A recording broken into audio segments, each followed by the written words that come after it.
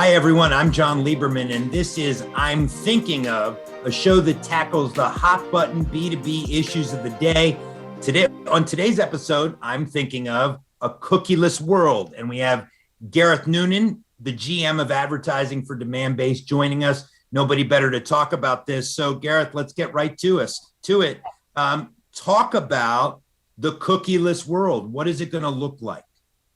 So, John, the cookieless world has been coming for a while. Obviously, the most prominent theme of the conversation over the last 12 months or so has been Chrome's announcement that they would look to block third-party tracking of cookies in the Chrome browser, starting potentially sometime in 2022. But it's worth remembering that Safari and Firefox made similar moves in 2019 and 2017. So this is a path that the industry has been on for quite a while. And, Demandbase, as with other, DSPs in the programmatic space, has been preparing for this. In our case, since before Google made the announcement last year, obviously we saw, that the industry in general was moving towards, more of a privacy based view of the world. And so we've been preparing internally extensively with partnerships, with our own proprietary products. And then generally speaking, we see the account-based view of the world, which is based on cohorts and users who show a similar characteristic in terms of their association with an account, is actually less dependent on individual user level targeting and measurement, which is enabled by third-party cookies. So let's dig deeper a little bit on that, Gareth. And that is, you mentioned what Demandbase has been thinking about this for a long time. So how's Demandbase kind of helping customers get ready for success in this cookieless world? So a big part of preparation, obviously, John, is education.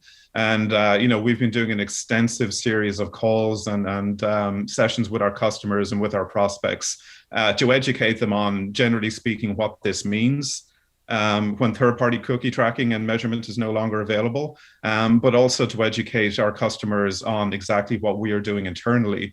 So our main initiative is a product we call High Intent Pages that we've been working on actually since before Google made the announcement in January 2020 of their intentions around Chrome, because as I mentioned, Safari and Firefox had already done this. And we want to be able to reach and target audiences and accounts within those browsers as much as Chrome.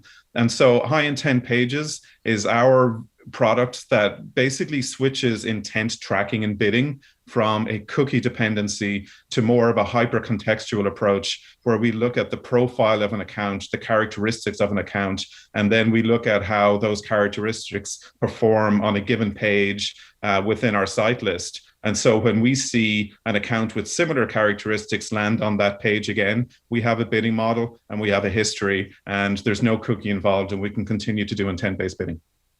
That's interesting. So it's really about kind of minimizing the importance of the cookie because of all these other ways that you can now track the users. Exactly. We're switching from a cookie-based individual user view of the world to more an account profile and context view of the world. And how does a given account react and perform and show intent when they're researching a specific topic versus how is an individual, as measured by a cookie, doing that research, and how are they showing intent? So you mentioned these high intent pages. My question is then, is content the new cookie?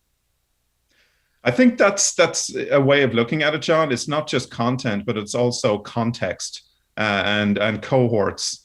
As Google has given us a roadmap to what the future looks like for targeting and measurement in Chrome, cohorts are a key topic and a key theme, where targeting will be, much more aggregated to individuals based on similarities of behavior, similarities of interest. And a lot of that is around context. And so when you look at advances in recent years around natural language processing, artificial intelligence, and the ability to really extract the theme and the context from a page, that's a lot of what we are looking to do. And that's a lot of what our product development has been based on.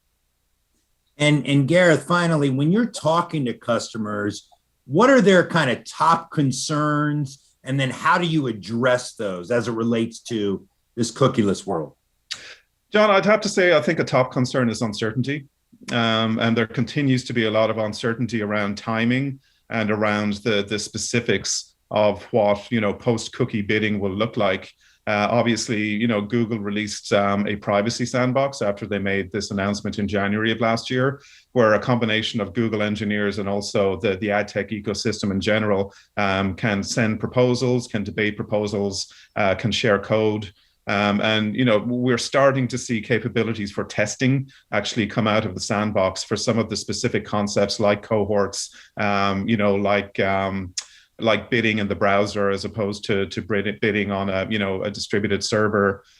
So we are continuing to monitor all of those trends and all of the specifics that we can glean from what we're seeing in the sandbox, and reassure our customers that not only are we very involved in what's coming next and in the evolution of post-cookie bidding, but also that we have our own specific initiatives internally, such as high intent pages, and then also partnerships like LiveRamp, obviously, who are the leading identity resolution provider in the space. So when we look at those combinations of our internal products and our partnership with LiveRamp, our customers are reassured that we're well prepared for this. Great. Gareth, thanks so much for your thoughts on a cookieless world. Good stuff.